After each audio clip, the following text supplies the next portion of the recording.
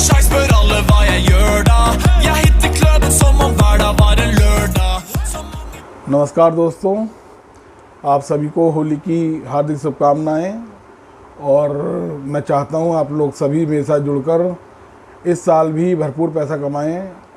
दोस्तों, पिछले सप्ताह मैं आपके साथ नहीं जुड़ पाया क्योंकि मुझे आउट ऑफ स्टेट जाना था और मैं उस दिन रात को बहुत लेट हो गया, तो मैं वीडियो नहीं बना पाया। लेकिन जो मेरी पेड सर्विस में जुड़े हुए हैं उनको मैंने गाइड कर दिया था कि मार्केट में कहां से एग्जिट करना है और कहां से दोबारा री एंट्री करनी है।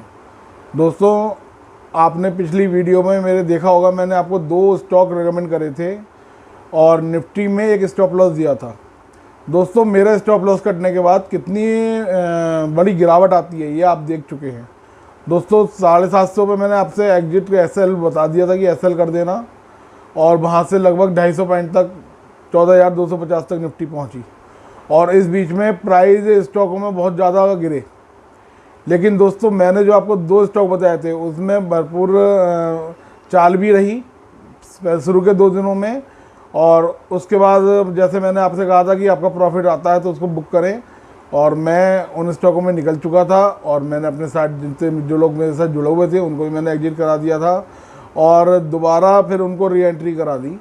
दोस्तों, बाज़ार में यही होता है, बाज़ार में एक लेने की जगह होती है, जो बढ़िया होती है वहाँ पर लिया जाता है। और दोस्तों, आपने देखा होगा बाज़ार में जो आपको मैंने स्टेट बैंक बताया था, दोस्तों बाज़ार में कितनी बड़ी 200, 300 पॉइंट तक की निफ्टी में गिरावट आई, लेकिन मेरे स्टॉक अभी भी वहीं पर ही काम कर रहे हैं। एक भारतीय एयरटेल बताया था जिसमें भी कोई गिरावट विशेष नहीं आई, और जहां पर लेने को कहा था 510 रुपये के आसपास, गिरावट के बाद भी अभी भी वो 520 पे खड़ा है। 500 की रेंज तक गया, वहां से फिर बाउंस आया। दोस्तों, बाउंस जो आया उसमें भी आपने देखा कि उसके बाद फिर गिरावट आई, तो उसमें गिरावट में मेरे स्टॉक नहीं टूटे, वो भरपूर चाल दे रहे हैं। दोस्तों, इस सप्ताह मैं आपको फिर बता रहा हूँ, बाज़ार में अभी भी टॉप नहीं बने हैं। जो पूरी इस लाइन में जुड़े हुए लोग कह रहे हैं कि बाज़ार में यहाँ से गिरावटें आएंगी, दोस्तों मैं अभी भी नहीं मानता कि बाज़ार में बड़ी गिरावटें आएंगी। ये ऊपर और नीचे जाना इस बाज़ार का हिस्सा है। वही बात है कि लगभग 1.5 से 2 महीने निफ्टी को हो चुके हैं जो कि 15,400 450 के आसपास बना चुका है, और वहाँ से नीचे का दायरा लगभग 1250 पॉइंट की गिरावट कर चुका है। दोस्तों, यही चल रहा है, इसमें रेंज चल रही है मार्केट में। मैं एक्चुअल में बताऊं आपको, मैं एक टेक्निकल एनालिस्ट हूं, तो मेरे को ये पता है कि बाज़ार अभी 3 स्ट्रक्चर में काम कर रहा है। एक बार ऊपर जाता है, फिर नीचे आता है, फिर एक बार ऊपर जाके फिर नीचे आता है। तो दोस्तों 3 स्ट्रक्चर में काम कर रहा है, जो कि अभी तक नहीं टूटा है। इस बार की चाल में 3 स्ट्रक्चर को वो तोड़ के 5 स्ट्रक्चर में एंट्री करी है, जो कि लास्ट पॉइंट होता है करेक्शन का। दोस्तों, अभी भी वहाँ से बाउंस आना लाजमी होता है, जैसे लास्ट डे आया और बाजार निफ्टी ने वहाँ से 200-250 पॉइंट की फिर चाल दी। दोस्तों, मुझे अभी भी लगता है कि ये चाल आई है, ये भी फर्जी लग रही है। मेरे कहने का मतलब ये है, 5 स्ट्रक्चर जो बनना है उसमें अभी भी थोड़ी गुंजाइश वो छोड़ के गया है निफ्टी में, जो कि मेरी नज़र में एक बार फिर बाज़ार को नीचे ला सकता है। ये गिरावट आखिरी होगी, मेरे अपना मानना ये लगता है कि ये गिरावट आखिरी होगी, और बाज़ार यहाँ से यदि वो गिरावट कर जाता है और वहाँ से दोबारा बाउंस आता है तो इसमें स्ट्रेंथ रहेगी। अब की बार वो दायरा अपना ऊपर की तरफ बढ़ाना शुरू कर देगा, बाज़ार में मतलब पॉजिटिव होना शुरू हो जाएगा। नेगेटिविटी बाज़ार में इतनी है कि कोई भी व्यक्ति इस समय स्टॉक नहीं खरीद रहा है।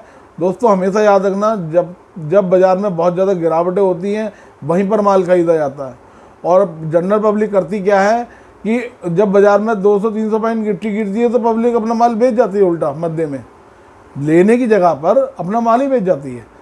बाज़ार में यही होता है, नीचे की जगहों पर लेना पड़ता है, हिम्मत दिखानी पड़ती है, और अपनी लिमिट में ही माल लिया जाता है। उस समय अगर आप पे 5 लाख रुपए हैं तो 5 लाख का ही माल लिया जाएगा, 50 लाख का माल ओवर ड्यू नहीं किया जाता है। दोस्तों, अब की बार जो निफ्टी का मैं आपको दायरा बता देता हूँ, वो है निफ्टी यहाँ पर लगभग 200 पॉइंट के आसपास दोबारा जाएगी। 200-250 जो उसने पिछली बार लो बनाई थी 250-60 के आसपास की, उसको मार्जिनली ब्रेक करेगी। मार्जिनली ब्रेक करने का मतलब ये 50, 10, 20, 50, 2 पॉइंट, 10 पॉइंट कुछ भी हो सकता है, लेकिन वो टूट जो वहाँ तक आएगी, वहाँ से बाज़ार का बॉटम मेरी नज़र में बन जाना चाहिए और वहाँ से बाज़ार की नई चालें शुरू होंगी। और दोस्तों एक बार और आपको बताऊं, जितने केस इस समय कोरोना के मार्केट में आ रहे हैं, मार्केट से मतलब है इंडिया में चल रहे हैं लगभग 62,000 के आसपास पर डे। दोस्तों इतनी निगेटिविटी है, कोई व्यक्ति स्टॉक मार्केट में हाथ नहीं लगा रहा है। दोस्तों मुझे पिछली बार अच्छी तरह ध्यान है कि मैंने 7,600 पे एंट्री करी थी बाज़ार में, जब उस समय जहाँ कोई भी एंट्री नहीं कर रहा था, और वहाँ से अब तक मैंने अपने माल नहीं छोड़े। बहुत से स्टॉक अभी भी ऐसे, जैसे टाटा मोटर 70 रुपये की रेंज में आज भी मेरे पास पड़ा है, मदरसन सुमी 65 रुपये की रेंज में आज भी मेरे पास पड़ा है, और बहुत से स्टॉक ऐसे, बजाज फाइनेंस 1800 रुपये की रेंज में मैंने बाई किए थे, आज 5,500 के बाद भी मेरे पास होल्ड पड़े। दोस्तों अभी तक वो चाल ख़त्म नहीं हुई है, वो चाल जब तक एक आखिरी लेग ऊपर की नहीं लगेगी, बाज़ार में बड़ी गिरावटें नहीं आएंगी। और आपको मैं इस बार भी 2 स्टॉक देता हूँ, हालांकि पिछली बार वाले स्टॉक मेरे अभी भी इंटैक्ट हैं, बहुत बढ़िया काम कर रहे हैं। एक बार SBI मैं आपको बता देता हूँ, SBI आप फिर बाई कर सकते हैं, लगभग 345 रुपये के आसपास बाई कर सकते हैं, और 345 पे 45 हो 50 हो इस रेंज में आप ले सकते हैं, और यहाँ से बढ़िया मूव SBI में आ सकता है, यहाँ से ज़्यादा गिरावट में SBI नहीं आएगा। और दोस्तों एक और स्टॉक मैं आपको बताता हूँ जो कि अब की बार की गिरावट में भी नीचे नहीं जाएगा, वो फिर दोबारा है भारती एयरटेल। दोस्तों भारती एयरटेल में भी कोई गिरावट नहीं आएगी लंबी चौड़ी, जो उसका बॉटम बन चुका है 499 रुपये 38 पैसे का, 35 पैसे का वो बॉटम बन चुका है, यहाँ से उसमें भी गिरावट में कुछ नहीं है। दोबारा यदि 510 के आसपास आता है, या इस समय भी आप ले सकते हैं, बहुत बढ़िया स्टॉक है और इसमें भी आप बाई कर सकते हैं। दोस्तों इसमें भी चाल भरपूर आएगी, अब की बार अगले हफ्ता ये 540 रुपये के आसपास जा सकता है, 510, 15, 20 के आसपास लें, 540 तक आराम से जा सकता है, और उसके बाद भी चालें हैं यदि आप होल्ड करना चाहते हो। दोस्तों एक स्टॉक आपको और मैं नया देता हूं, मैंने अब तक किसी को रिकमेंड नहीं किया है, वो है ट्रेंट। दोस्तों ये एक मॉल्स वगैरह की कंपनी है जो कि रिलायंस की ग्रुप में है, और दोस्तों जिस हिसाब से इसमें गिरावट आई है, लगभग 1200 के आसपास से गिरावट आई है, ये अपना स्ट्रक्चर नीचे का पूरा कर चुका है, जितना भी करेक्शन था कंप्लीट हो चुका है, और यहाँ से ये अपनी नई चाल की शुरुआत कर सकता है। दोस्तों स्टॉप लॉस बहुत छोटा है, आप इसको 738 रुपये या 40 रुपये के आसपास बाई कर सकते हैं, और इसमें स्टॉप लॉस 690 रुपये का लगा सकते हैं। दोस्तों ये चाल भी फिर दोबारा 1200 से ऊपर जा सकती है, ये एक पोजिशनल कॉल है, इसे आप होल्ड कर सकते हैं। और दोस्तों इन दोनों तीनों स्टॉक में आप पोजीशन बना सकते हैं। यदि इससे ज़्यादा स्टॉक जानना चाहते हैं तो आप लोग मेरे पास पर्सनली जुड़ें, जिसमें से आप बहुत लोग मेरे साथ जुड़े हुए हैं, मेरे साथ डीमेट अकाउंट आप लोग खुलवा चुके हैं और आप बेहतरीन काम मेरे साथ जुड़ के कर रहे हैं। और दोस्तों मैं आपको और बताऊं कि जो व्यक्ति गोल्ड में काम कर रहे हैं या सिल्वर में काम कर रहे हैं तो वो थोड़ा ध्यान रखें, लेने की जगह बहुत बढ़िया है। इससे ज़्यादा मुझे गोल्ड में ज़्यादा गिरावट नहीं लग रही है, लेकिन देखते हैं बाज़ार है, क्योंकि डॉलर वगैरह, डॉलर इंडेक्स वगैरह सब अपना काम निपटा चुके हैं ऊपर का। और करेंसी डॉलर में जो व्यक्ति, 2-3 व्यक्ति मेरे साथ जुड़े हुए हैं डॉलर के में काम करने के लिए, उन्हें मैं आपको बता दूं कि डॉलर 72, 40, 45 के आसपास चल रहा है, ये 70 रुपये से नीचे धीरे धीरे आ जाएगा, जिस कारण गोल्ड में भी दबाव हो सकता है।